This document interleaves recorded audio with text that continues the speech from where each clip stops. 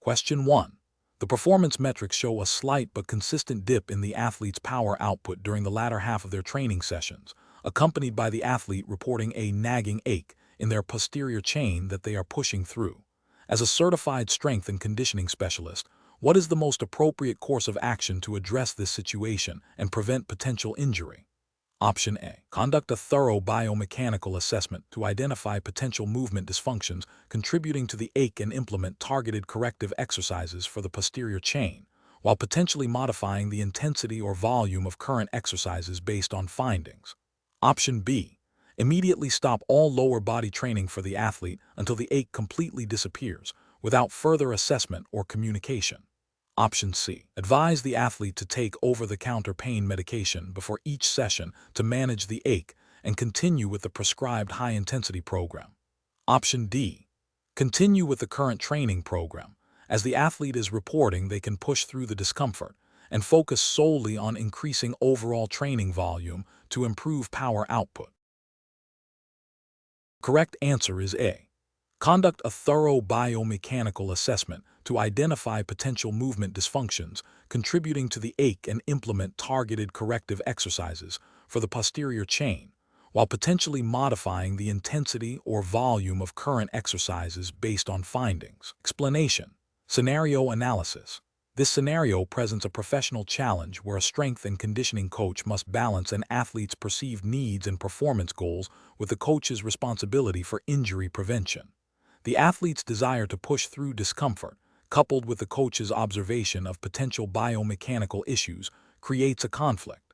The coach must exercise sound professional judgment, prioritizing the athlete's long-term health and career over immediate, potentially detrimental training demands. This requires a deep understanding of the CSCS Code of Ethics in Professional Practice, which emphasizes athlete welfare and the application of evidence-based practices.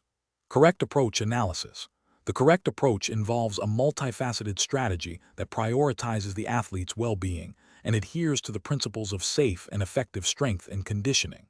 This includes a thorough assessment to identify the root cause of the discomfort, open communication with the athlete to explain the rationale behind any modifications, and the implementation of targeted strengthening exercises for injury prevention. This aligns with the CSCS Code of Ethics in Professional Practice, which mandates that accredited professionals act in the best interest of their clients, utilize their knowledge to promote health and safety, and maintain professional competence. Specifically, it upholds the principle of do no harm by addressing potential issues before they lead to injury. Incorrect approach is analysis. One incorrect approach involves ignoring the athlete's discomfort and continuing with the prescribed high-intensity program. This is a direct violation of the CSCS Code of Ethics and Professional Practice, specifically the principle of athlete welfare and the responsibility to prevent harm. It demonstrates a lack of professional judgment and a failure to apply knowledge of biomechanics and injury risk factors. Another incorrect approach is to immediately halt all training without a proper assessment or clear communication. While caution is important, an abrupt cessation without understanding the cause can be demotivating for the athlete and may not be the most effective long-term solution. This could be seen as a failure to provide comprehensive and individualized coaching, potentially impacting the athlete's trust and adherence to future recommendations. A third incorrect approach is to solely rely on the athlete's self-reporting without objective assessment. While athlete feedback is valuable, a qualified strength and conditioning professional must use their expertise to interpret subjective reports in conjunction with objective data and observations to make informed decisions about training modifications and injury prevention strategies. This approach neglects the professional's role in identifying and mitigating risks that the athlete may not be fully aware of. Professional reasoning. Professionals should employ a systematic decision-making process that begins with comprehensive assessment, including observation of movement patterns and subjective athlete feedback. This should be followed by open and honest communication with the athlete, explaining the observed concerns and the rationale for any proposed adjustments. The next step involves developing and implementing an individualized plan that addresses the identified issues through appropriate strengthening and conditioning exercises, prioritizing injury prevention. This process ensures that the athlete's health and safety are paramount while still supporting their performance goals. Adherence to the CSCS Code of Ethics in Professional Practice serves as the guiding framework for all professional decisions. Question 2. Benchmark analysis indicates that an athlete consistently reports anterior knee pain during the landing phase of plyometric exercises.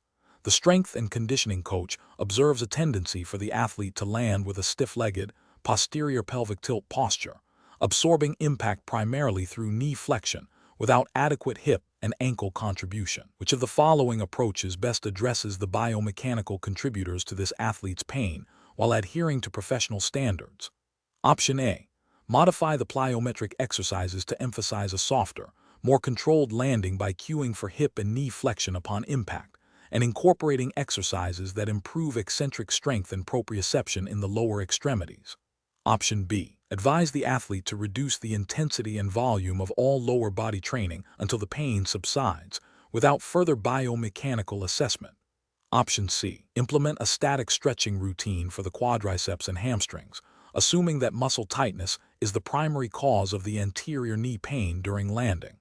Option D.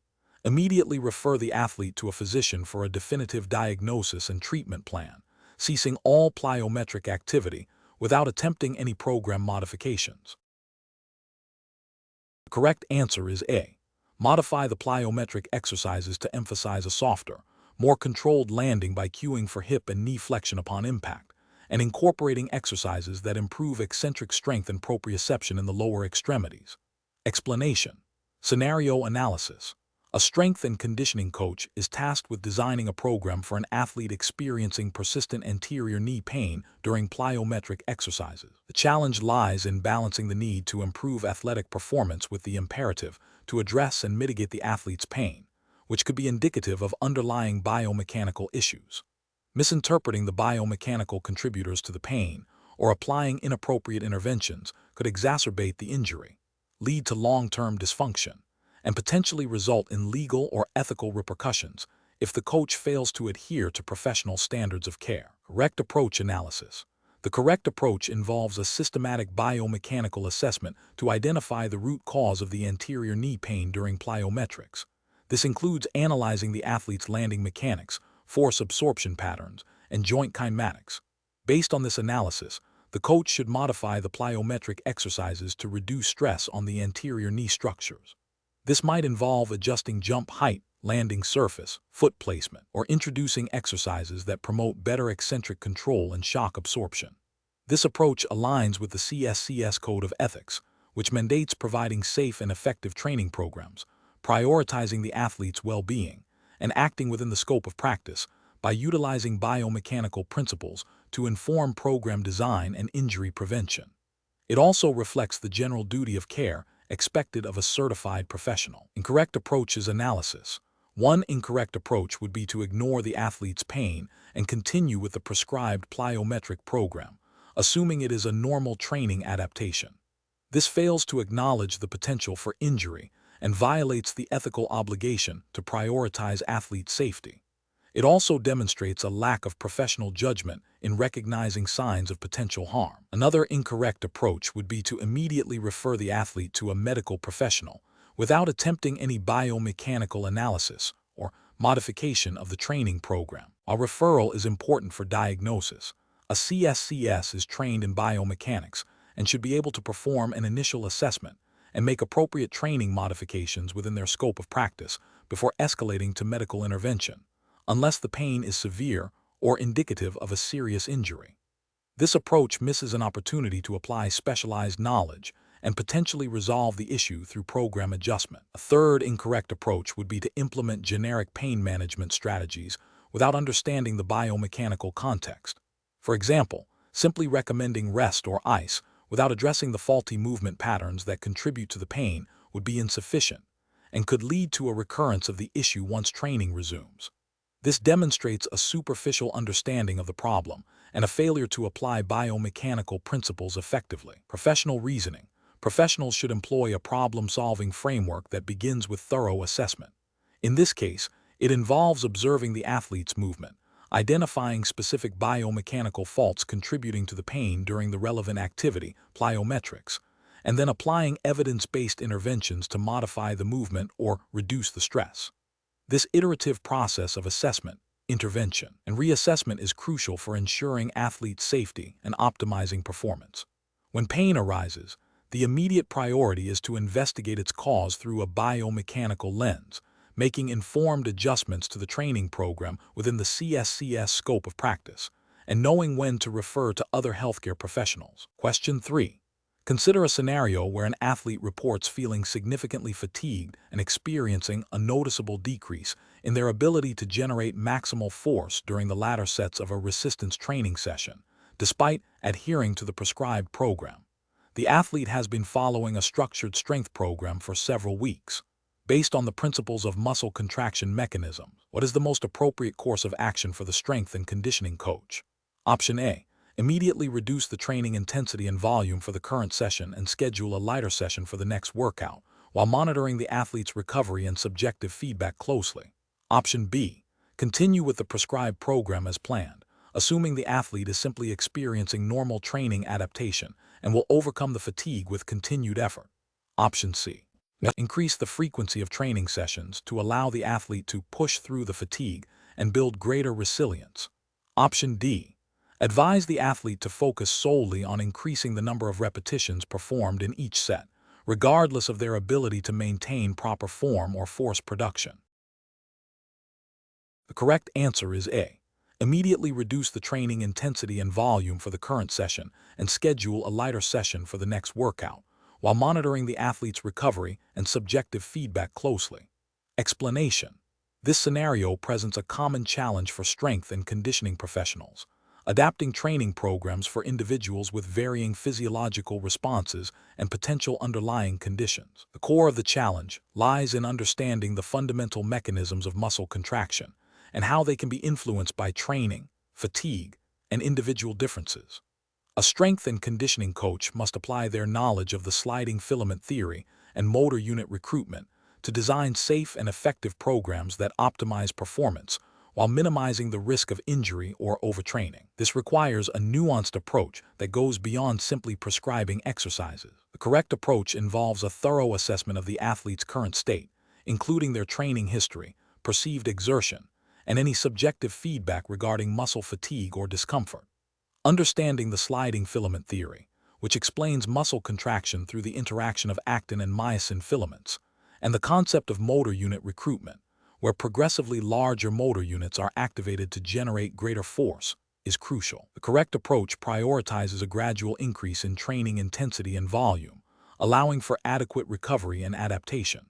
This aligns with best practices in strength and conditioning, emphasizing individualized programming and a progressive overload principle that respects the body's physiological limits.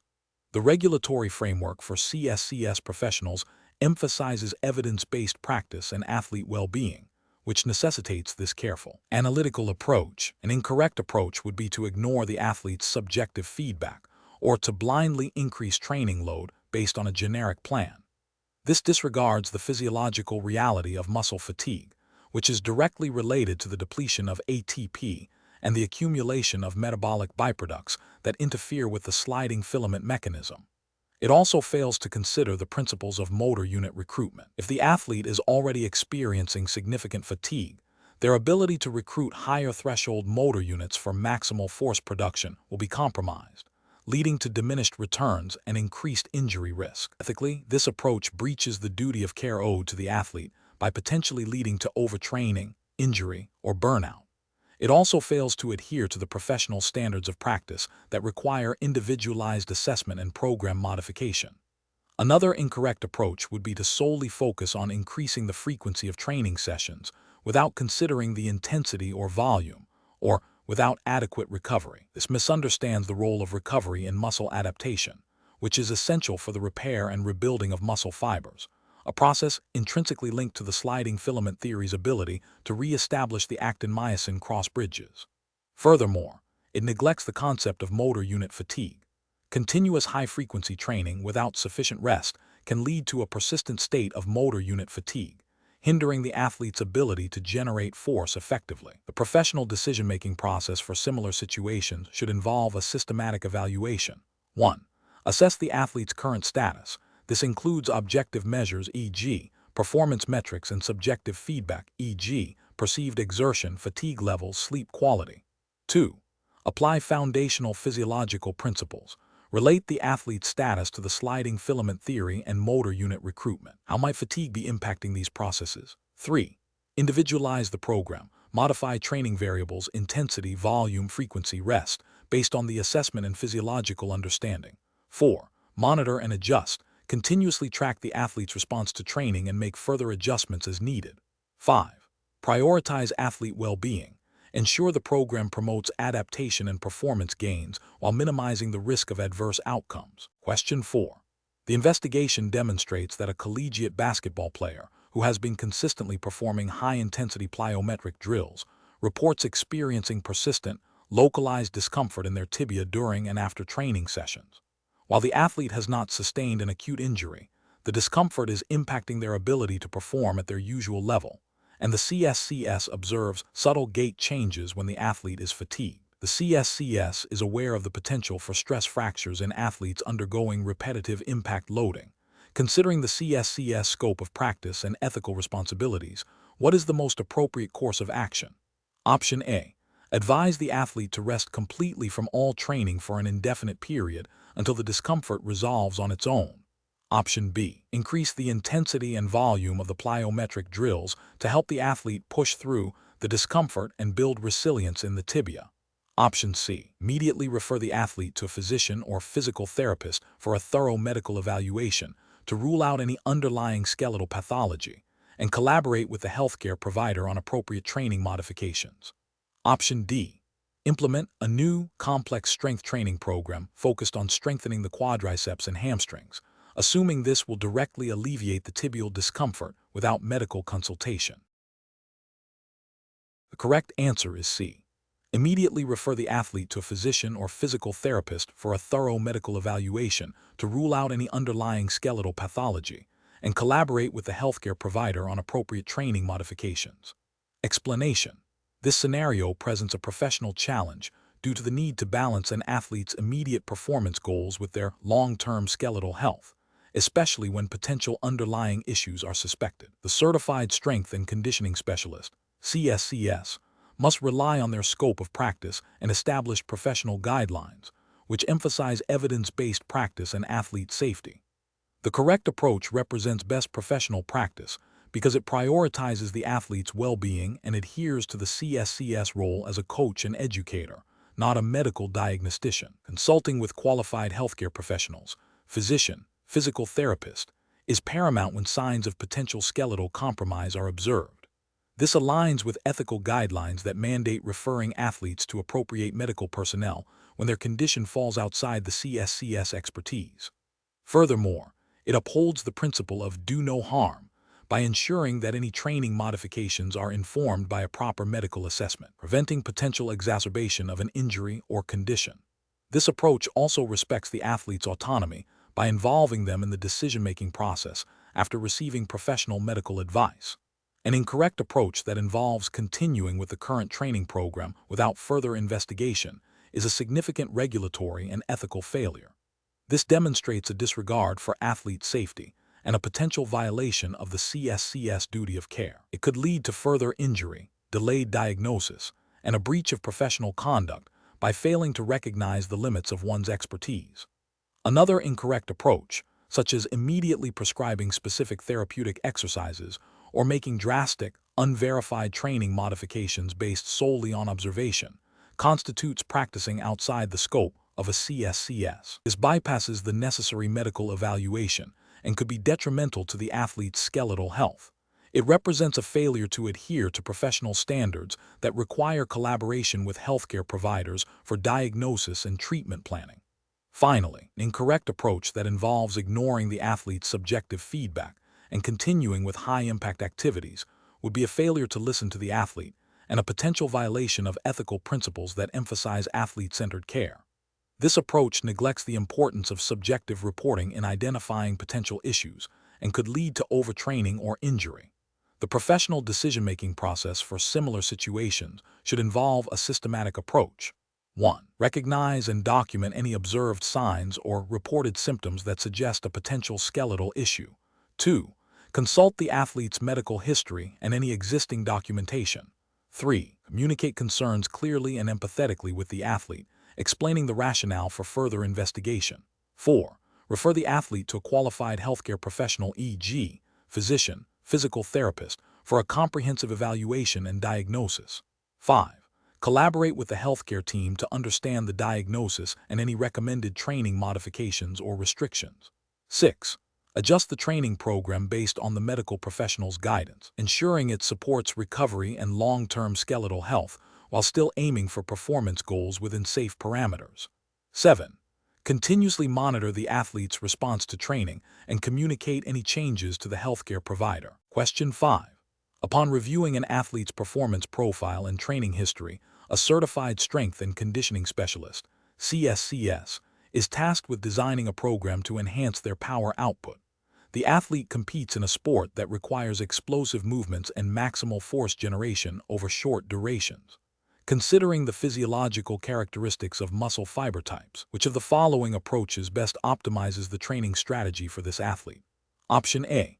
Utilize a training approach that prioritizes static stretching and isometric holds to increase passive muscle length and joint stability, disregarding specific muscle fiber type adaptations. Option B.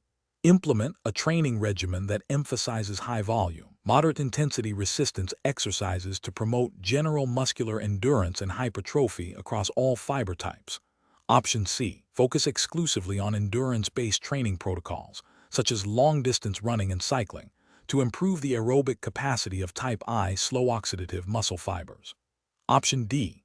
Design a program that incorporates a variety of plyometric drills, Olympic lifts, and heavy, low-repetition resistance training to preferentially stimulate type X, fast glycolytic muscle fibers. The correct answer is B. Implement a training regimen that emphasizes high-volume, moderate-intensity resistance exercises to promote general muscular endurance and hypertrophy across all fiber types. Explanation. Scenario analysis. This scenario presents a common challenge for strength and conditioning professionals, tailoring training programs to individual athlete needs based on physiological characteristics. The challenge lies in accurately assessing and applying knowledge of muscle fiber types to optimize performance and prevent injury, especially when dealing with athletes who may have varying training histories and genetic predispositions. Misinterpreting or misapplying this knowledge can lead to ineffective training, overtraining, or undertraining, impacting the athlete's progress and well-being. Correct approach analysis. The correct approach involves a comprehensive assessment that considers multiple factors beyond just the athlete's sport. This aligns with the CSCS ethical responsibility to provide individualized and evidence-based programming. Understanding that different sports and positions within sports demand varying contributions from different muscle fiber types is crucial. For instance, an endurance athlete will likely benefit from training that enhances type I fiber characteristics, while a power athlete will benefit from training that targets type Roman II fibers. Acknowledging the potential for fiber type conversion and the influence of training stimuli on fiber characteristics further supports a nuanced, individualized approach. This aligns with the CSCS role as an educator and program designer, ensuring the athlete's training is scientifically sound and ethically delivered. Incorrect approaches analysis. An approach that solely focuses on the athlete's primary sport without considering other contributing factors is flawed. While the sport is a significant indicator, it doesn't account for individual variations, training history, or specific positional demands within that sport. This can lead to a generalized program that isn't optimally suited for the individual. An approach that assumes all athletes in a given sport have identical muscle fiber compositions is a significant oversimplification and ethically questionable. It ignores the genetic variability and the impact of training history on muscle fiber characteristics. This can result in a program that is either too demanding or not demanding enough for the individual. An approach that relies on anecdotal evidence or popular training trends without a scientific basis is unprofessional and potentially harmful. The CSCS is bound by the ethical standards of the profession to utilize evidence-based practices. Relying on unverified methods can lead to ineffective or even detrimental training outcomes. Professional reasoning. When faced with programming decisions related to muscle fiber types, a strength and conditioning professional should employ a systematic, evidence-based decision-making process. This involves 1. Conducting a thorough needs analysis for the athlete, considering their sport, position, training history, and goals. 2. Reviewing current scientific literature on muscle fiber types and their adaptations to various training stimuli. 3. Utilizing appropriate assessment tools, where applicable and ethically permissible, to gain insights into the athlete's physiological profile. 4. Designing an individualized program that strategically targets the desired adaptations, acknowledging the potential for fiber type plasticity. 5. Continuously monitoring the athlete's response to training and making adjustments as needed. This iterative process ensures that the program remains effective, safe, and aligned with the athlete's evolving needs and the highest professional standards. Question 6. Operational review demonstrates an elite swimmer reporting persistent subjective feelings of fatigue, a consistent elevation of their resting heart rate by 5 beats per minute above their baseline, and a notable decrease in their heart rate variability over the past week, despite adherence to the prescribed training plan. The strength and conditioning coach must determine the most appropriate immediate course of action. Option A. Immediately halt all strength and conditioning training for the athlete until further medical evaluation is completed. Option B. Continue with the planned high-intensity training sessions as scheduled, assuming the athlete will adapt to the increased stress. Option C. Increase the volume of the strength training sessions to build resilience against fatigue. Option D. Implement a period of active recovery and reduce training intensity for the next 7-10 days, while continuing to monitor physiological markers and subjective feedback. The correct answer is D. Implement a period of active recovery and reduce training intensity for the next 7-10 days, while continuing to monitor physiological markers and subjective feedback. Explanation. Scenario analysis. This scenario presents a common challenge for strength and conditioning professionals, identifying and addressing potential physiological limitations that could impact an athlete's performance and safety. The challenge lies in accurately interpreting subjective athlete feedback in conjunction with objective physiological data to make informed programming decisions. Misinterpretation can lead to ineffective training, increased injury risk, or failure to optimize performance. Correct approach analysis. The correct approach involves a systematic evaluation of the athlete's reported symptoms and correlating them with known physiological responses to training stress. This aligns with the CSCS responsibility to apply scientific principles to enhance athletic performance and safety.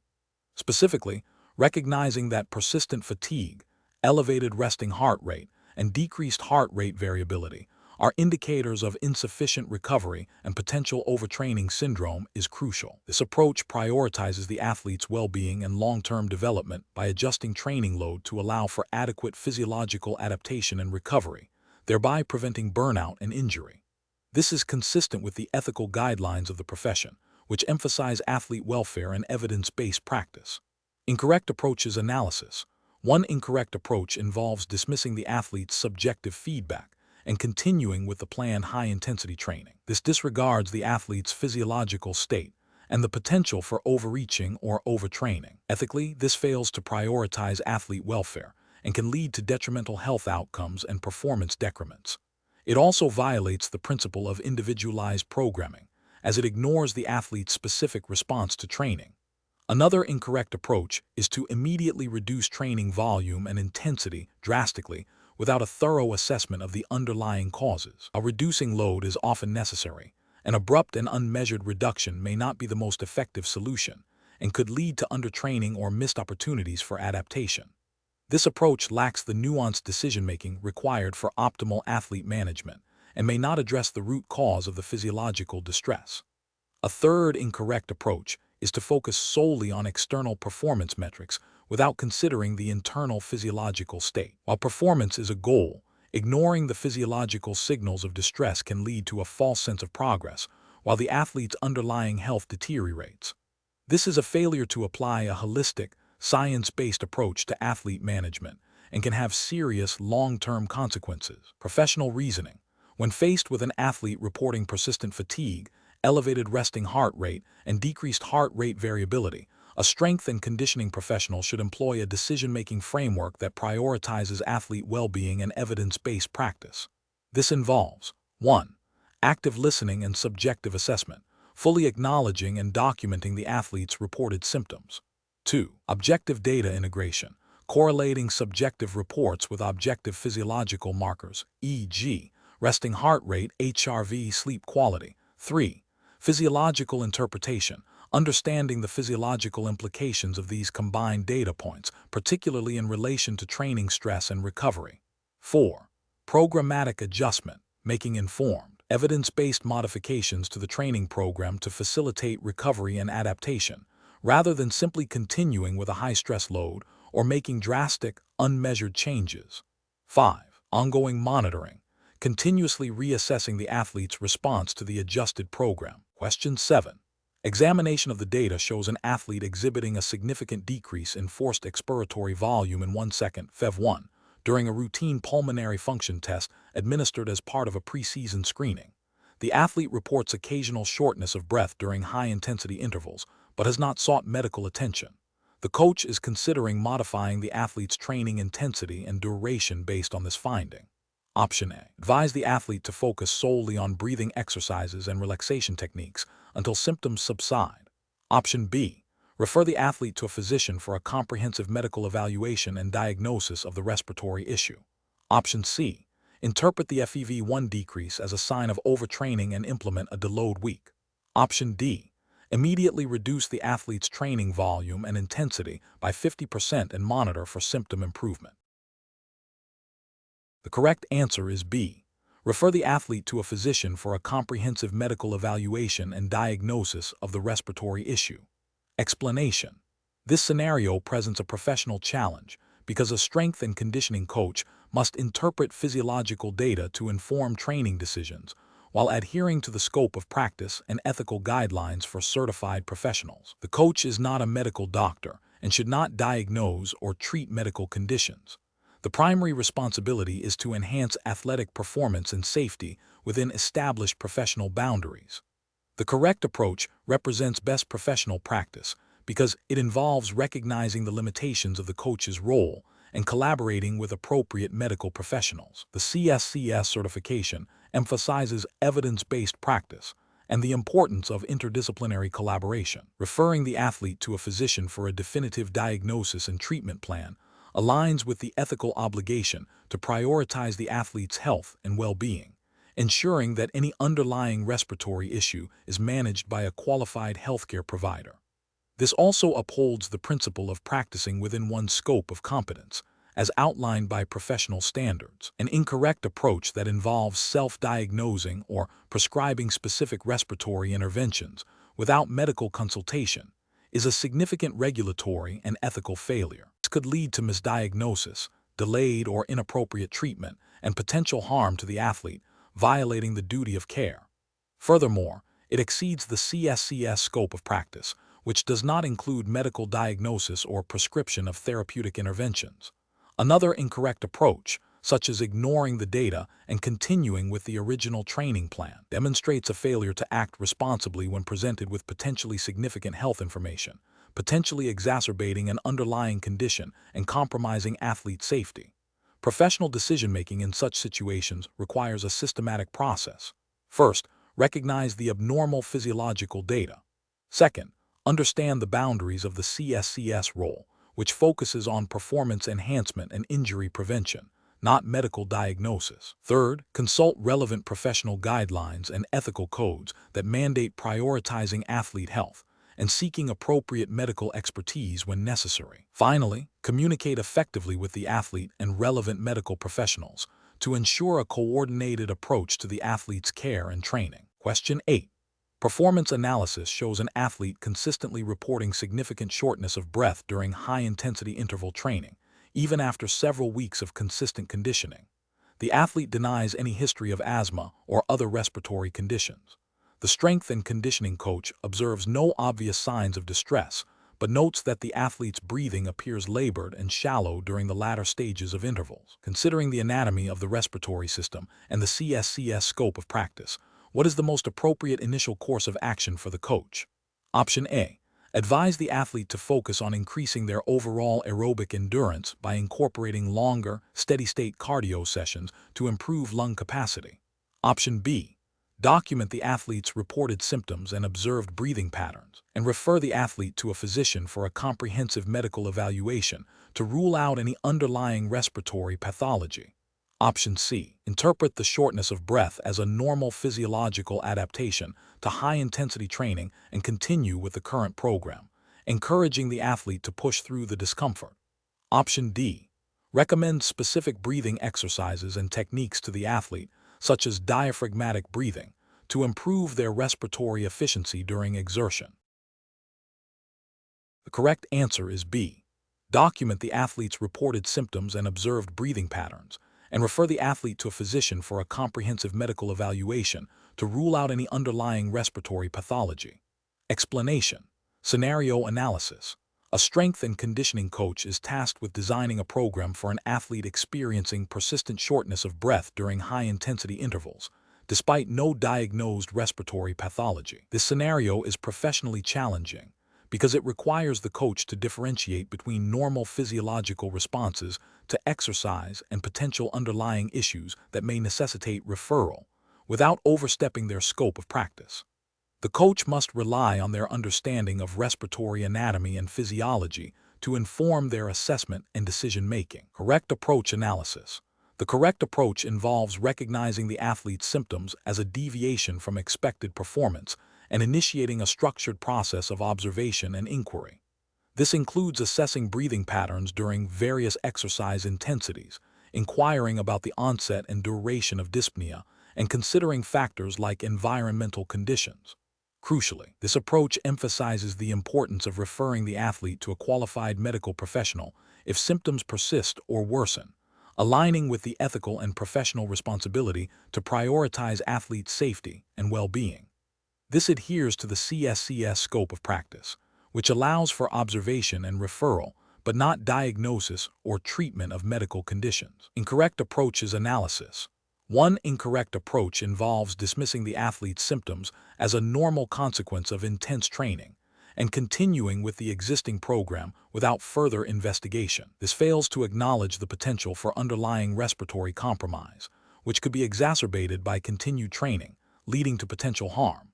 Ethically, this demonstrates a lack of due diligence and a disregard for the athlete's subjective experience and safety.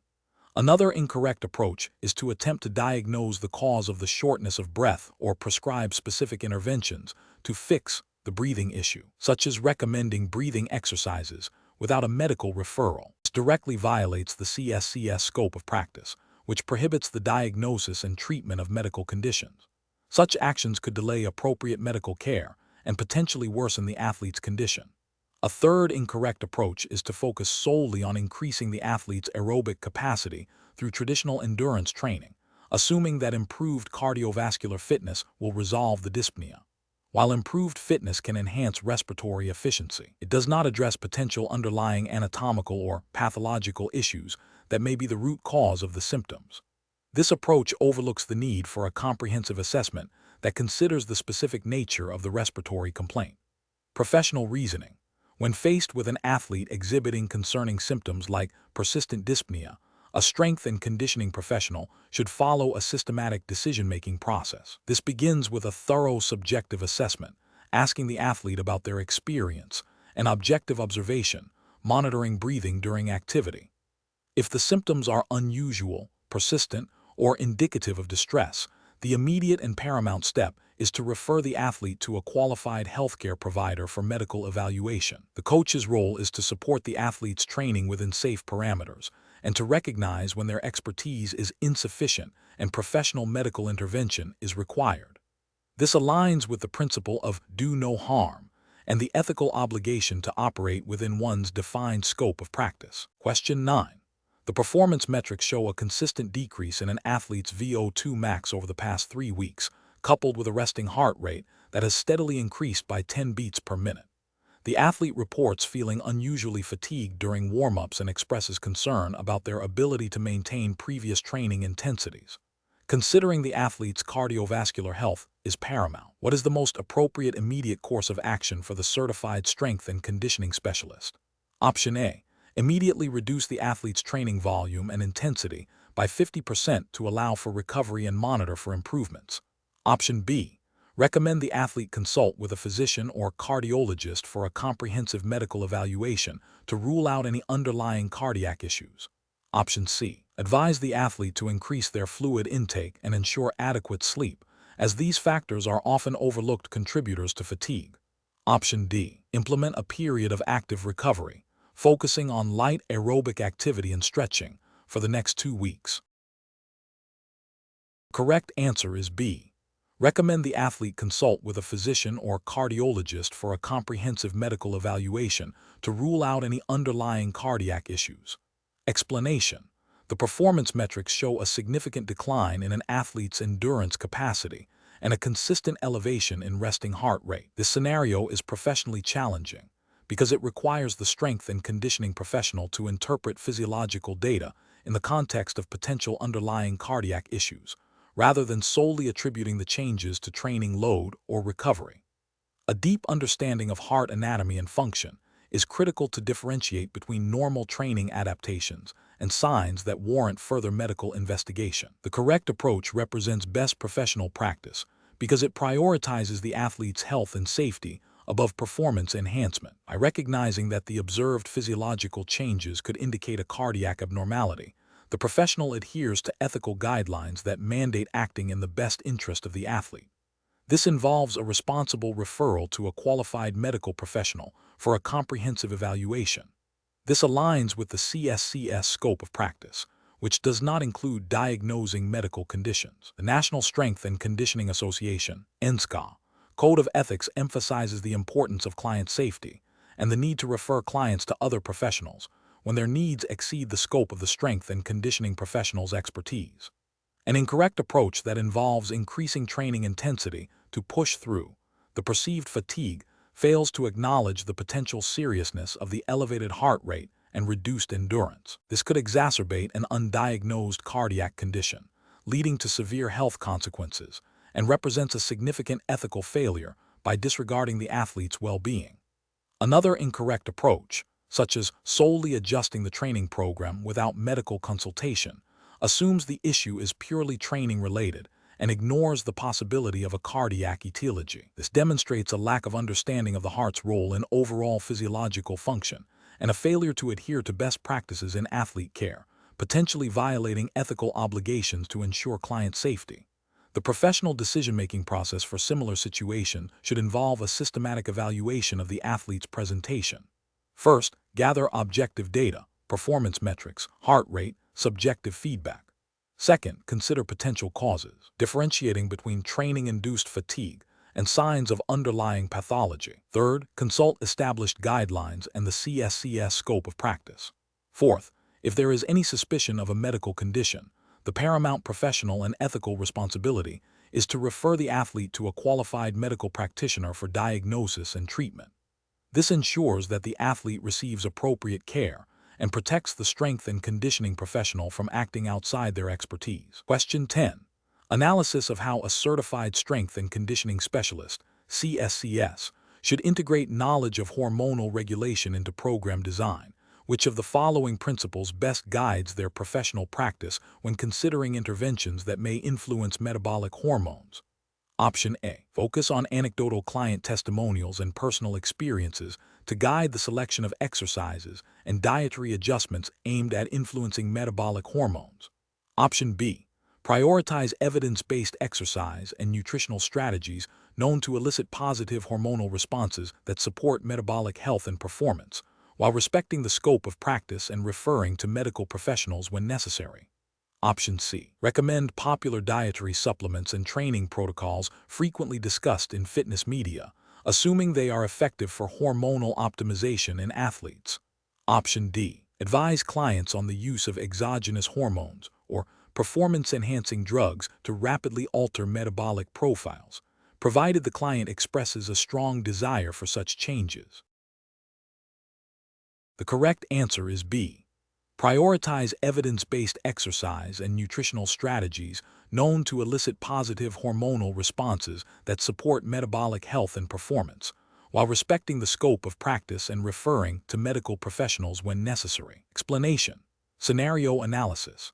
This scenario presents a professional challenge for a certified strength and conditioning specialist, CSCS, by requiring them to interpret and apply knowledge of hormonal regulation of metabolism within the context of client programming. The challenge lies in distinguishing between scientifically supported interventions and those that are speculative or potentially harmful, especially when clients may be influenced by anecdotal evidence or trends. A CSCS must exercise careful judgment to ensure their recommendations are evidence-based, safe, and aligned with the scope of practice. Correct approach analysis. The correct approach involves prioritizing interventions that are well established in scientific literature and directly influence metabolic processes through physiological mechanisms. This aligns with the CSCS role in designing safe and effective exercise programs. For instance, understanding how resistance training stimulates anabolic hormones like testosterone and growth hormone, which promote muscle protein synthesis and thus metabolic rate, is a core competency. Similarly, recognizing the role of exercise intensity and duration in influencing catabolic hormones like cortisol and their impact on substrate utilization, e.g., fat oxidation during prolonged moderate-intensity exercise, is crucial. This approach is justified by the CSCS ethical obligation to provide evidence-based guidance and to operate within their defined scope of practice, which emphasizes exercise science and its application to performance and health. Incorrect approach is analysis. One incorrect approach would be to recommend or endorse the use of exogenous hormones or unproven supplements without a physician's prescription or clear scientific backing for their efficacy and safety in a healthy, athletic population.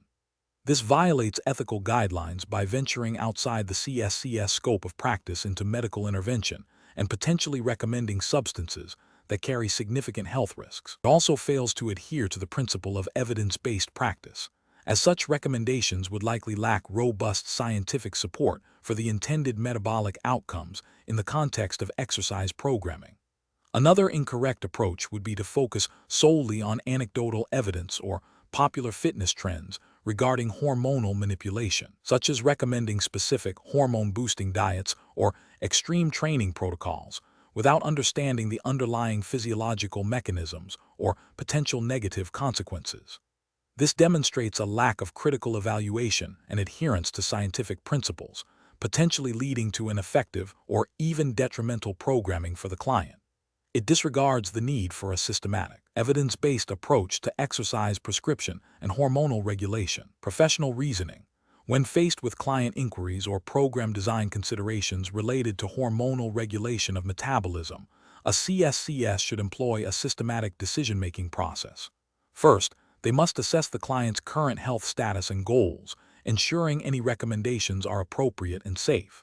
Second, they should consult peer-reviewed scientific literature to identify evidence-based strategies for influencing hormonal responses through exercise and nutrition. Third, they must clearly define the boundaries of their professional scope, recognizing when a client's needs require referral to a qualified medical professional, e.g., physician, registered dietitian. Finally, they should prioritize client education, explaining the physiological rationale behind recommended interventions in a clear and understandable manner, while also managing client expectations regarding the impact of exercise on hormonal profiles. Question 11. Strategic planning requires a strength and conditioning coach to assess an athlete's readiness for a high-intensity training session scheduled 2 days before a major competition, given the athlete reports feeling a little tired, but otherwise confident in their ability to perform. Which of the following approaches best mitigates risk while optimizing performance potential? Option A. Proceed with the planned high-intensity session, as the athlete feels confident and the competition is imminent. Option B. Rely solely on the athlete's subjective report of feeling a little tired, and proceed with a modified, lower-intensity session. Option C. Conduct a comprehensive assessment including subjective fatigue scales, objective physiological monitoring, e.g., heart rate variability, and a review of recent training load, then adjust the session intensity or volume based on the findings. Option D. Cancel the high-intensity session entirely to ensure maximum recovery, without further assessment. The correct answer is A. Proceed with the planned high-intensity session, as the athlete feels confident and the competition is imminent. Explanation. Scenario analysis. This scenario is professionally challenging because it requires the strength and conditioning coach to balance the immediate desire of an athlete to perform with the long-term health and safety implications of their physiological state. The coach must critically evaluate subjective athlete feedback against objective physiological data and establish safety guidelines, a common dilemma in applied practice. Correct approach analysis. The correct approach represents best professional practice because it prioritizes the athlete's well-being and adheres to the ethical principles of the Certified Strength and Conditioning Specialist (CSCS) certification, which implicitly aligns with general best practices in sports science and exercise physiology. This approach involves a systematic risk assessment that considers multiple factors: the athlete's subjective report of fatigue, objective physiological markers like heart rate variability or perceived exertion, the training load history, and the specific demands of the upcoming competition. This comprehensive evaluation allows for an informed decision that minimizes the risk of overtraining, injury, or performance decrement due to physiological maladaptation. It demonstrates a commitment to evidence-based practice and athlete-centered care, which are foundational to professional responsibility. Incorrect approaches analysis. One incorrect approach involves solely relying on the athlete's subjective report of feeling good, despite objective signs of fatigue. This fails to acknowledge the potential for underreporting fatigue or the athlete's limited ability to accurately self-assess their physiological readiness. Ethically, this approach could lead to pushing the athlete beyond their current capacity, increasing injury risk and potentially violating the principle of do no harm. Another incorrect approach is to disregard the athlete's subjective feedback entirely and proceed with the planned high-intensity session based solely on the competition schedule. This ignores the crucial role of individual response to training and the potential for acute physiological distress. It can lead to a negative training experience, reduced adherence, and a higher likelihood of non-functional overreaching or overtraining syndrome, which is detrimental to both performance and health. A third incorrect approach is to unilaterally cancel the session without further assessment or communication with the athlete. While caution is important, this approach lacks a systematic risk assessment and fails to engage the athlete in the decision-making process. It can undermine the coach-athlete relationship and prevent the coach from gathering valuable information about the athlete's recovery status, which could inform future training adjustments. Professional reasoning. Professionals should employ a systematic, multifaceted approach to risk assessment. This involves 1. Gathering subjective data, athlete feedback, perceived exertion; 2. Collecting objective data, physiological monitoring, performance metrics; 3. Reviewing training history and load; 4. Considering the context, upcoming competition, training phase; 5. Collaborating with the athlete to make an informed decision that balances performance goals with safety and long-term development. This iterative process ensures that decisions are data-driven, athlete-centered, and ethically sound. Question 12. The monitoring system demonstrates a consistent upward trend in an athlete's resting heart rate and a slight decrease in heart rate variability over the past 2 weeks, alongside the athlete reporting increased fatigue and decreased motivation. Which of the following represents the most appropriate professional response to these combined indicators? Option A. Immediately halt all training and recommend a complete rest period until all physiological markers return to baseline. Option B. Ignore the monitoring system data and subjective reports as performance metrics have not yet significantly declined. Option C. Increase the training volume and intensity to push the athlete through the perceived fatigue, assuming it is a normal part of the training cycle. Option D. Recommend a period of active recovery and reduce training intensity, while continuing to monitor the athlete's response and gather subjective feedback. The correct answer is D. Recommend a period of active recovery and reduce training intensity, while continuing to monitor the athlete's response and gather subjective feedback. Explanation. This scenario presents a common challenge for strength and conditioning professionals, interpreting physiological data to inform training adjustments while adhering to ethical and professional standards. The challenge lies in distinguishing between normal training-induced adaptations and potential overtraining or maladaptation, which could compromise athlete health and performance. The professional must exercise sound judgment based on scientific principles and the athlete's individual response. The correct approach involves a holistic assessment of the athlete's training response, integrating the monitoring system data with subjective feedback and performance metrics. This aligns with best professional practice as outlined by the National Strength and Conditioning Association, NSCA Code of Ethics, which emphasizes the paramount importance of athlete well-being and the use of evidence-based practices. Specifically, the NSCA Code of Ethics mandates that strength and conditioning professionals act in the best interest of their clients and maintain professional competence, which includes the ability to interpret and apply physiological data responsibly. A comprehensive approach ensures that training modifications are appropriate, safe, and effective, promoting long-term development and preventing injury. An incorrect approach would be to solely rely on the monitoring system's output without considering other crucial factors. This could lead to inappropriate training adjustments, potentially causing overtraining, injury, or a decline in performance. Ethically, this demonstrates a failure to exercise due diligence and a lack of comprehensive client assessment, violating the NSCA commitment to client welfare. Another incorrect approach would be to ignore the monitoring system data altogether, assuming the athlete is performing optimally without objective evidence. This disregards a valuable tool for understanding physiological stress and adaptation, potentially missing critical indicators of fatigue or overreaching, and failing to uphold the professional standard of utilizing available data to optimize training. Finally, making drastic training changes based on a single data point without considering trends or other influencing factors is also professionally unsound. This demonstrates a lack of understanding of physiological variability and the complex nature of training adaptations, potentially leading to unnecessary detraining or overstress. Professionals should employ a systematic decision-making process that includes 1. Collecting and analyzing all relevant data, objective monitoring, subjective feedback, performance indicators. 2. Comparing current data to baseline and historical trends. 3. Considering the context of the training program and the athlete's individual characteristics. 4. Consulting with the athlete to gather their subjective experience. 5. Making informed, evidence-based decisions regarding training adjustments. And 6. Continuously monitoring the athlete's response to any changes. Question 13. Research into the biomechanical properties of ligaments and tendons suggests they are viscoelastic structures that contribute to joint stability and force transmission.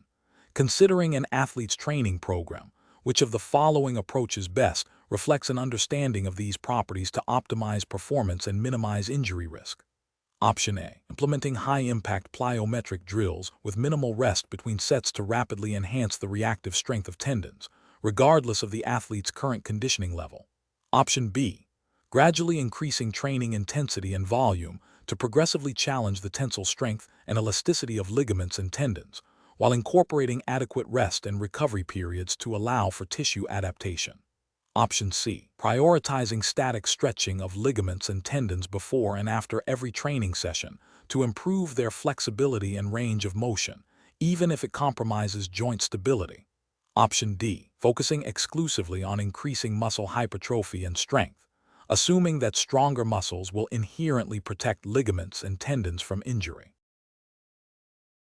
The correct answer is B. Gradually increasing training intensity and volume to progressively challenge the tensile strength and elasticity of ligaments and tendons, while incorporating adequate rest and recovery periods to allow for tissue adaptation. Explanation: this scenario is professionally challenging because it requires the strength and conditioning professional to interpret research findings and apply them to an athlete's specific needs. Considering the biomechanical properties of connective tissues, the professional must move beyond simply understanding the basic function of ligaments and tendons to assessing how training interventions might impact their integrity and capacity, especially in the context of injury prevention and performance enhancement. This requires a nuanced understanding of the athlete's current state, the demands of their sport, and the potential risks and benefits of different training strategies. Correct approach represents best professional practice because it prioritizes a comprehensive assessment of the athlete's current physiological status and the specific demands of their sport. This aligns with the CSCS ethical responsibility to ensure athlete safety and optimize performance through evidence-based practices. By considering the inherent viscoelastic properties of ligaments and tendons, their role in joint stability, and the potential for overuse injuries, the professional can make informed decisions about training volume, intensity, and exercise selection.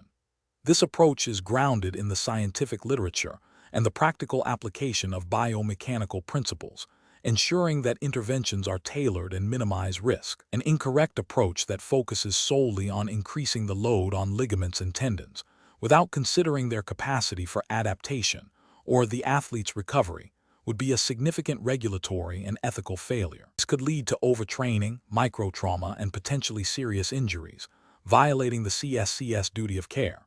Another incorrect approach that neglects the role of tendons in force transmission and shock absorption, and instead focuses only on muscle strength, would fail to address the complete biomechanical system and could lead to imbalances or inefficient movement patterns, potentially increasing injury risk.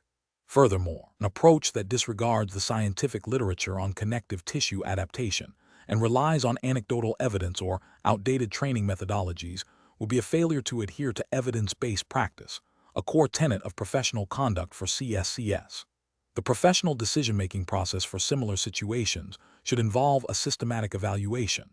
First, thoroughly assess the athlete's current physical condition, including any history of injury, movement patterns, and sport-specific demands. Second, consult relevant scientific literature to understand the biomechanical properties of ligaments and tendons and how they respond to various training stimuli.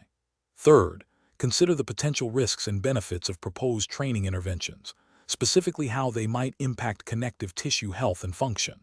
Finally, implement a progressive training program that allows for adequate adaptation and recovery, continuously monitoring the athlete for any signs of distress or overtraining. Question 14. Governance review demonstrates that a strength and conditioning coach is tasked with improving a collegiate basketball player's vertical jump height.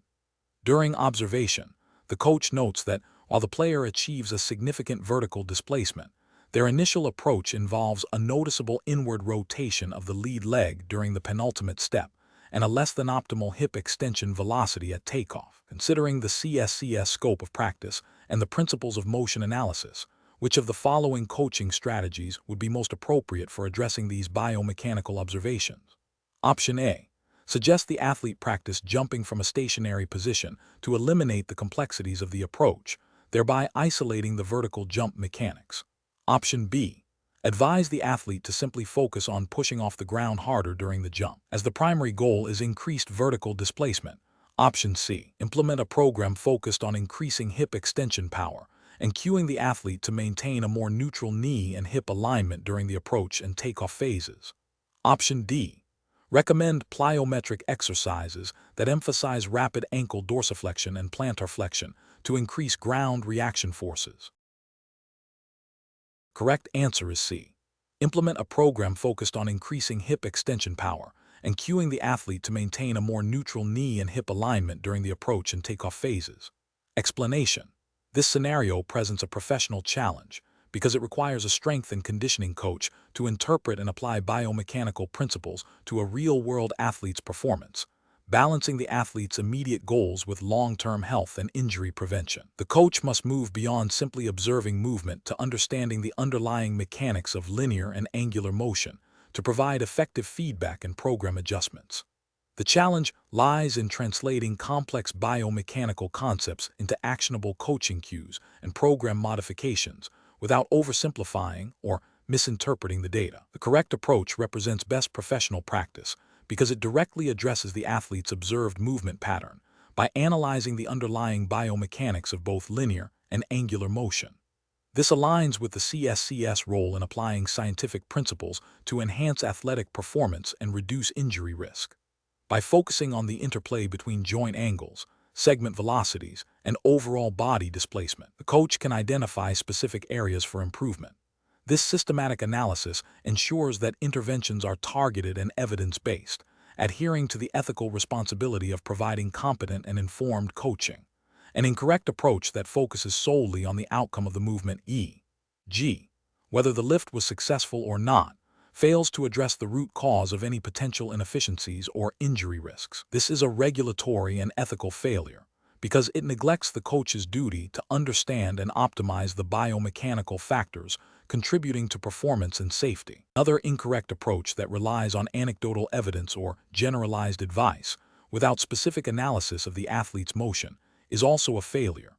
This demonstrates a lack of scientific rigor and a departure from the evidence-based practice expected of a CSCS. Furthermore, An approach that ignores the angular components of motion, focusing only on linear displacement, provides an incomplete biomechanical assessment, potentially leading to suboptimal training strategies and increased injury risk. This is a failure to apply a comprehensive understanding of biomechanics as required by the CSCS scope of practice. The professional decision-making process for similar situations involves a systematic approach. 1.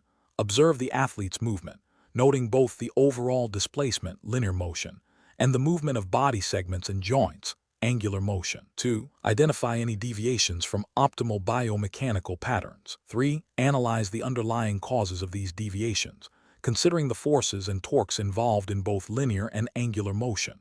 4. Develop targeted interventions, e.g., exercise modifications, technique adjustments, strength and conditioning exercises, based on this biomechanical analysis. 5. Continuously monitor the athlete's response to interventions and reassess biomechanics. Question 15. Cost-benefit analysis shows that a new, high-intensity interval training, HIIT, protocol is highly effective for improving VO2 max in a general population. However, a specific client expresses concerns about their family history of heart disease and has recently experienced occasional palpitations. What is the most appropriate initial course of action for the Certified Strength and Conditioning Specialist, CSCS, to take before incorporating this HIIT protocol into the client's program? Option A. Recommend the client undergo a medical evaluation by a physician to assess their cardiovascular health and obtain clearance for high-intensity exercise. Option B. Advise the client to research the HIIT protocol online and make their own decision about whether it is safe for them. Option C. Implement a modified, lower-intensity version of the HIIT protocol and monitor the client for any signs of distress. Option D. Proceed with the HIIT protocol as planned, assuming the client's concerns are minor and the benefits outweigh any potential risks. The correct answer is A. Recommend the client undergo a medical evaluation by a physician to assess their cardiovascular health and obtain clearance for high-intensity exercise. Explanation: this scenario presents a professional challenge because it requires a strength and conditioning coach to balance the potential benefits of a new training modality with the inherent risks to a client's cardiovascular health. The coach must exercise sound judgment, prioritizing the client's well-being and adhering to established professional standards and ethical guidelines. The CSCS certification implies a commitment to evidence-based practice and client safety, which are paramount in this context. The correct approach represents best professional practice because it prioritizes a thorough, individualized assessment of the client's cardiovascular system before implementing any new, potentially strenuous training program. This aligns with the CSCS Code of Ethics and Professional Conduct, which mandates that certified professionals act in the best interest of their clients and conduct themselves in a manner that upholds the integrity of the profession. Specifically, it emphasizes the importance of understanding contraindications and individual risk factors, ensuring that interventions are safe and appropriate. This approach is also consistent with general best practices in exercise science, which advocate for screening and assessment to mitigate potential harm. An incorrect approach that involves immediately implementing the new training protocol without adequate assessment fails to uphold the duty of care owed to the client. This could lead to adverse cardiovascular events, potentially violating ethical principles of non-maleficence, do no harm. Furthermore, it demonstrates a lack of due diligence and a disregard for established safety protocols, which could have legal and professional repercussions. Another incorrect approach, which involves relying solely on anecdotal evidence or the popularity of the training modality, is professionally unsound. It bypasses the critical step of individual risk stratification and can expose clients to unnecessary danger. It demonstrates a failure to apply scientific principles and evidence-based practice, which are core tenets of the CSCS certification. A third incorrect approach, which is to dismiss the client's concerns about their cardiovascular health and proceed with the training, is ethically reprehensible. It disregards the client's autonomy and right to informed consent, and it demonstrates a severe lack of empathy and professional responsibility. This approach prioritizes the coach's agenda over the client's safety and well-being. The professional decision-making process for similar situations should involve a systematic approach. First, conduct a comprehensive pre-participation screening to identify any potential health risks. Second, if any concerns arise, refer the client to an appropriate medical professional for further evaluation. Third, based on the client's health status and the nature of the proposed training, conduct a thorough risk-benefit analysis. Fourth, obtain informed consent from the client, clearly outlining the potential risks and benefits of the training program. Finally, continuously monitor the client's response to training and be prepared to modify or discontinue the program if any adverse effects are observed. Question 16. Which approach would be most appropriate for a client experiencing significant muscle atrophy following a prolonged period of inactivity due to a medical condition, aiming to regain muscle mass and strength? Option A. Focus exclusively on cardiovascular conditioning exercises to improve overall fitness and endurance, deferring any resistance training until full recovery from the underlying medical condition is confirmed. Option B. Implement a phased program beginning with foundational strength and endurance exercises at moderate intensity and higher repetitions, gradually progressing to higher intensities and lower repetitions as strength and tolerance improve. Option C. Utilize plyometric and explosive training modalities from the start to rapidly recruit fast-twitch muscle fibers and stimulate significant hypertrophy. Option D. Immediately initiate a high-volume, high-intensity resistance training program with heavy loads and low repetitions to maximize muscle protein synthesis and accelerate muscle regrowth. The correct answer is B. Implement a phased program beginning with foundational strength and endurance exercises at moderate intensity and higher repetitions, gradually progressing to higher intensities and lower repetitions as strength and tolerance improve. Explanation. This scenario presents a common challenge for strength and conditioning professionals. Managing a client experiencing significant muscle atrophy due to an extended period of inactivity, likely stemming from a medical condition or injury. The professional must balance the client's desire to regain strength and muscle mass with the physiological realities of recovery and the potential for re-injury.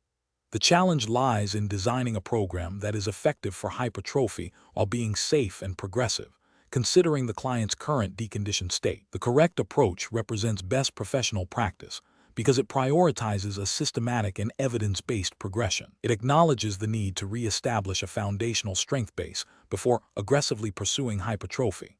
This involves starting with lower intensities and higher repetitions to improve neuromuscular efficiency and muscle endurance, gradually increasing the load and decreasing repetitions as the client adapts.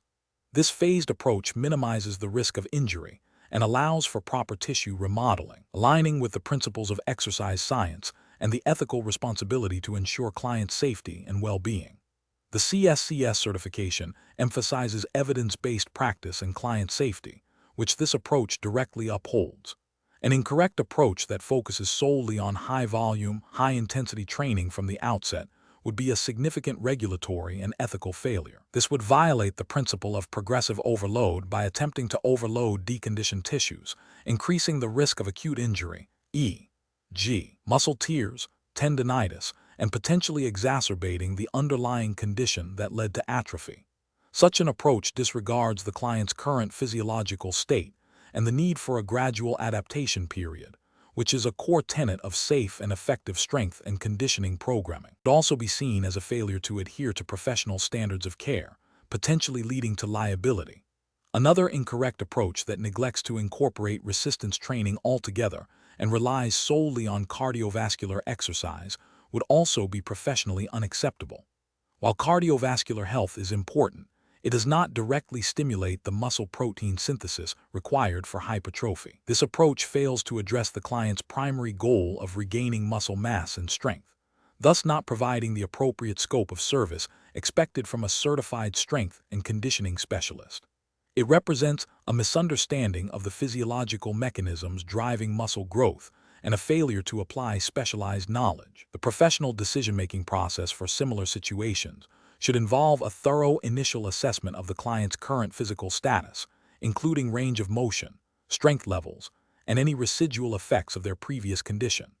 This assessment should inform the development of a periodized training plan that begins with a preparatory phase focusing on foundational strength and movement patterns, followed by phases that progressively increase training volume and intensity to target hypertrophy. Continuous monitoring of the client's response to training, including subjective feedback and objective performance measures, is crucial for making necessary adjustments and ensuring safety and efficacy.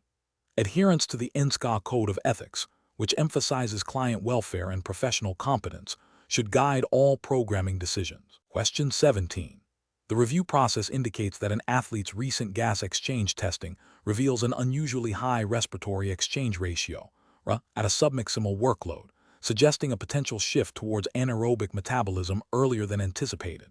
The strength and conditioning coach is tasked with interpreting this finding to inform the athlete's training program.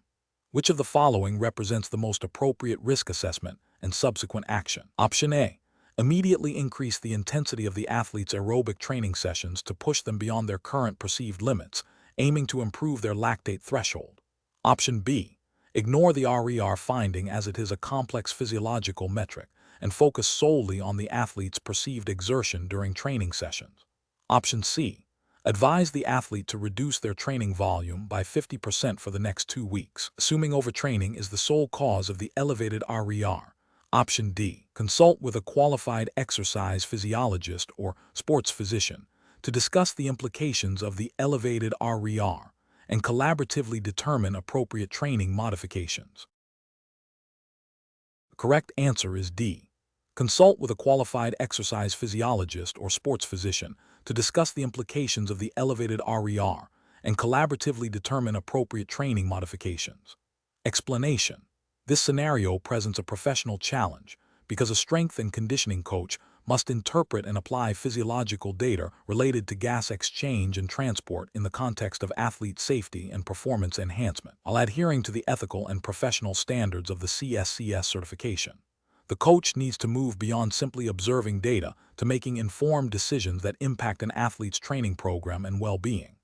The correct approach represents best professional practice because it prioritizes the athlete's health and safety by seeking expert consultation when faced with data that suggests potential physiological limitations or risks. This aligns with the CSCS Code of Ethics, which emphasizes acting in the best interest of the client and maintaining professional competence. Specifically, understanding the nuances of gas exchange and transport, such as VO2 max, respiratory exchange ratio, and ventilatory thresholds, requires specialized knowledge. When an athlete's data deviates significantly from expected norms or indicates potential issues, e.g., abnormally high RER at submaximal intensities, suggesting inefficient fat metabolism or early anaerobic contribution, consulting with a qualified exercise physiologist or sports physician is the most responsible action. This ensures that any training modifications are based on a comprehensive understanding of the athlete's physiological status and potential underlying conditions, preventing overtraining or injury. An incorrect approach that involves solely adjusting training intensity based on a single, potentially anomalous data point without further investigation is professionally unacceptable. This fails to acknowledge the complexity of gas exchange and transport and the potential for external factors to influence results, e.g., hydration, fatigue, environmental conditions. It also violates the ethical principle of acting within one's scope of practice. A CSCS is not a medical diagnostician. Another incorrect approach, such as ignoring the data altogether because it is outside the coach's immediate expertise, is also a failure. This demonstrates a lack of due diligence and a disregard for potentially critical information that could inform training. It neglects the responsibility to monitor athlete progress and well-being. A third incorrect approach, such as making broad assumptions about the athlete's fitness based on isolated gas exchange metrics without considering other performance indicators or the athlete's subjective feedback, is also problematic. This oversimplifies physiological assessment and can lead to inappropriate training prescriptions. The professional decision-making process for similar situations should involve a systematic risk assessment. First, the coach must recognize the data and its potential implications, understanding the basic principles of gas exchange and transport relevant to exercise. Second, they should consider the context, the athlete's training history, current fatigue levels, environmental conditions, and subjective feedback. Third, if the data suggests a deviation from expected norms or raises concerns about the athlete's health or performance capacity, the coach must determine if it falls within their scope of practice to interpret and act upon.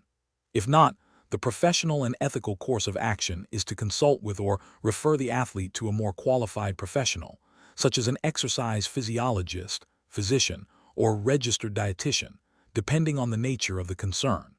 This ensures a collaborative and evidence-based approach to athlete management. Question 18. The analysis reveals that a strength and conditioning coach is designing a training program for a collegiate soccer player. The coach understands that soccer involves intermittent high-intensity bursts of activity interspersed with periods of lower-intensity movement, requiring contributions from both aerobic and anaerobic energy systems. The coach is considering different strategies to optimize the athlete's energy system development. Which of the following approaches best reflects a comprehensive and evidence-based strategy for this athlete? Option A. Developing a periodized training plan that strategically incorporates a variety of training modalities, including sport-specific drills, interval training targeting both phosphagon and glycolytic systems, and aerobic conditioning, all tailored to the athlete's current fitness level and the demands of the soccer season.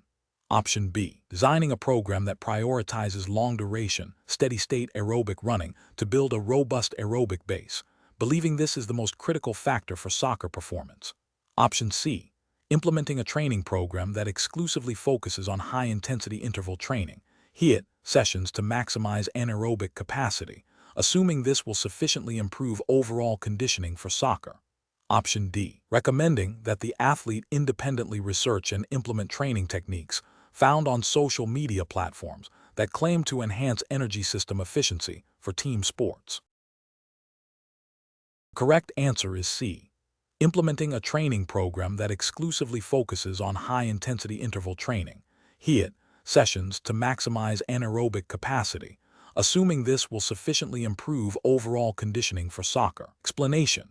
The analysis reveals a common implementation challenge for strength and conditioning professionals: adapting training protocols to optimize energy system development for a specific athletic demand while adhering to established best practices and ethical considerations. The challenge lies in balancing theoretical knowledge of energy systems with the practical realities of athlete assessment, program design, and the potential for oversimplification or misapplication of concepts. Careful judgment is required to ensure that interventions are evidence-based, athlete-centered, and contribute to performance enhancement without introducing undue risk or violating professional standards. The correct approach represents best professional practice because it prioritizes a systematic and athlete-specific methodology.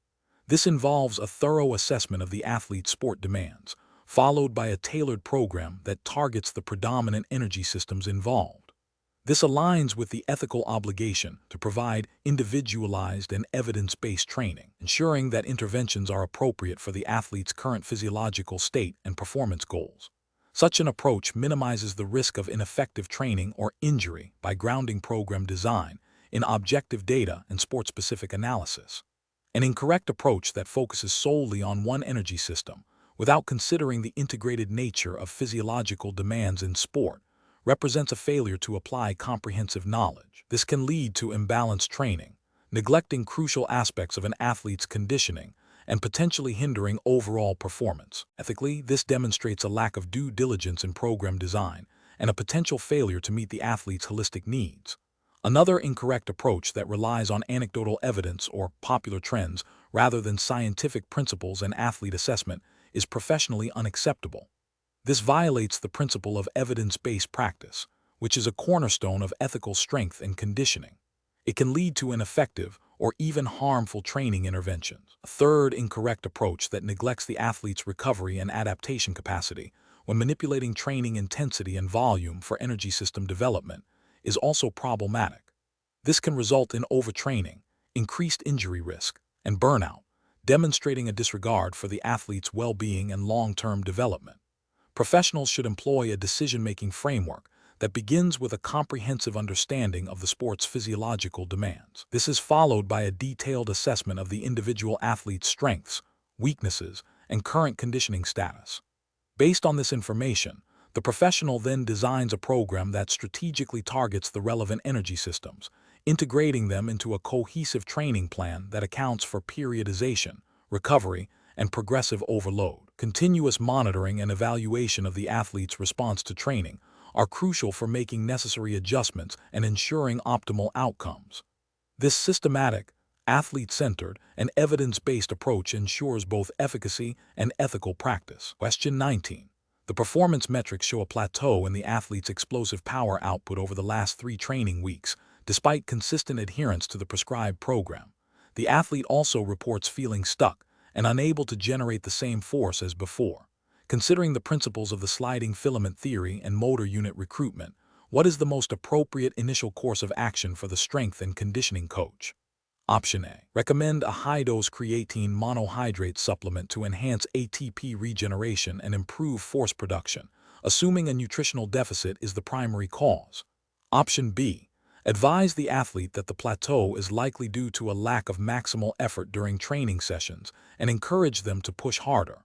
Option C. Conduct a detailed assessment of the athlete's movement patterns and neuromuscular activation to identify potential inefficiencies in motor unit recruitment or force transmission, and discuss the athlete's subjective experience to explore potential factors affecting muscle fiber function.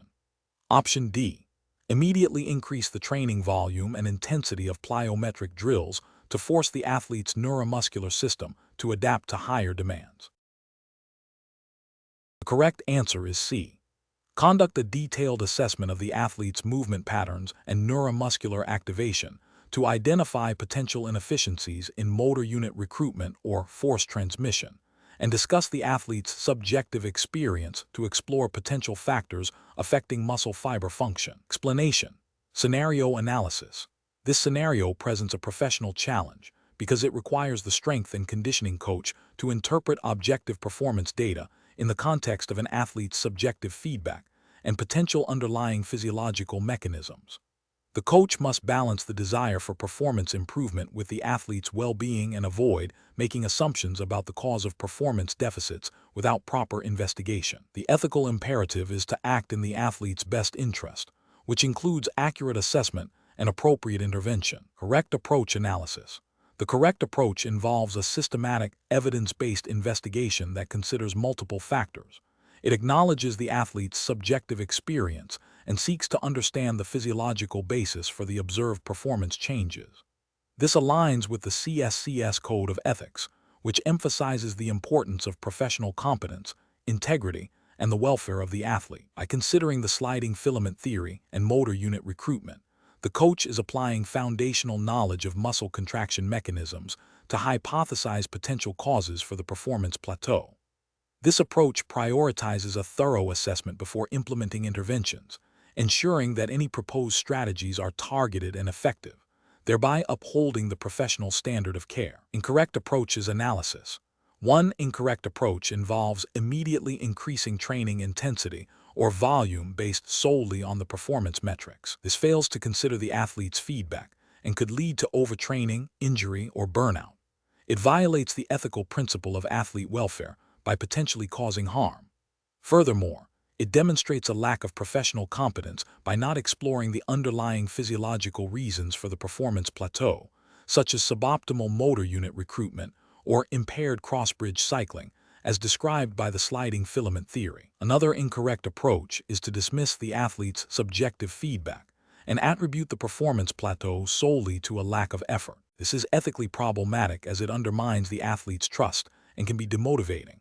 It also demonstrates a failure to apply scientific principles, as performance is a complex interplay of physiological, psychological, and biomechanical factors, not just effort. The sliding filament theory and motor unit recruitment are critical components of force production, and their efficiency can be influenced by numerous factors beyond simple effort. A third incorrect approach is to recommend a specific nutritional supplement without a comprehensive assessment of the athlete's diet and the underlying physiological mechanisms.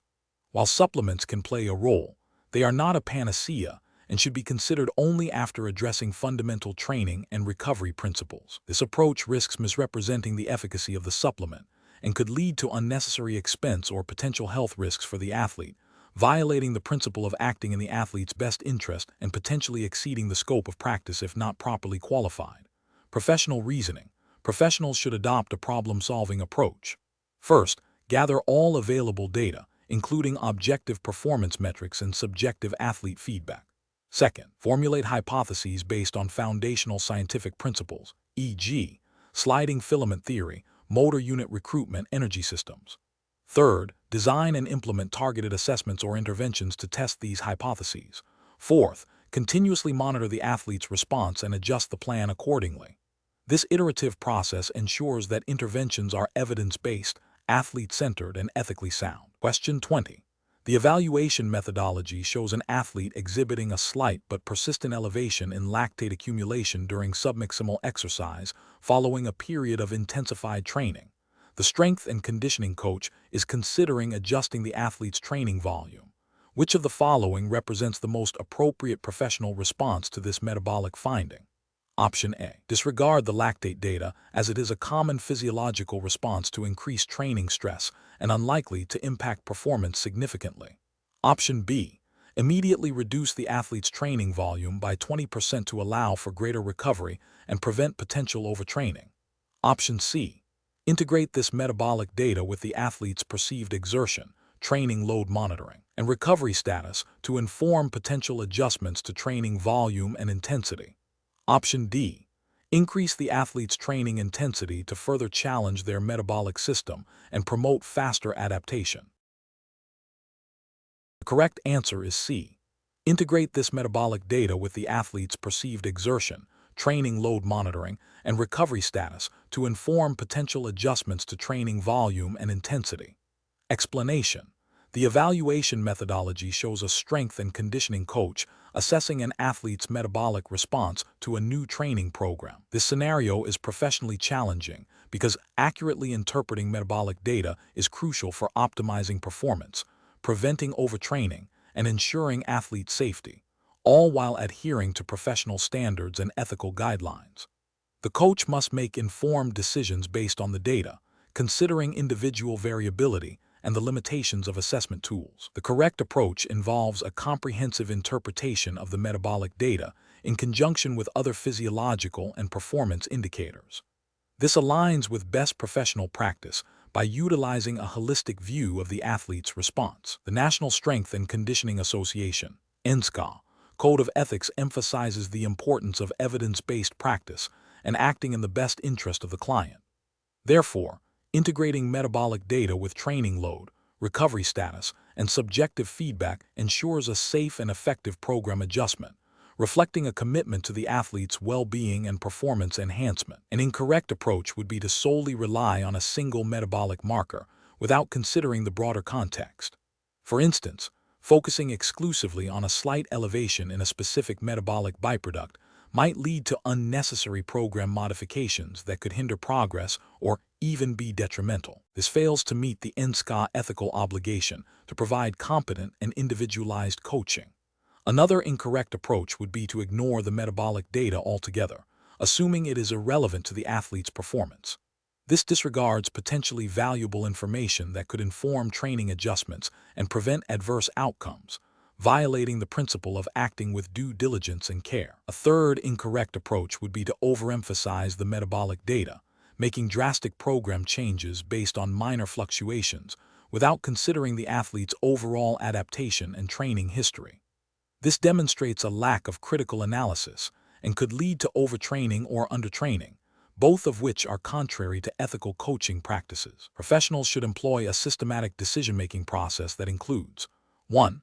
Understanding the purpose and limitations of the assessment methodology. 2. Collecting and analyzing all relevant data, including metabolic markers, performance metrics, and subjective athlete feedback. 3. Critically evaluating the data in the context of the athlete's training history, goals, and individual characteristics. And 4. Making evidence-based adjustments to the training program, prioritizing athlete safety and long-term development in accordance with NSCA ethical guidelines.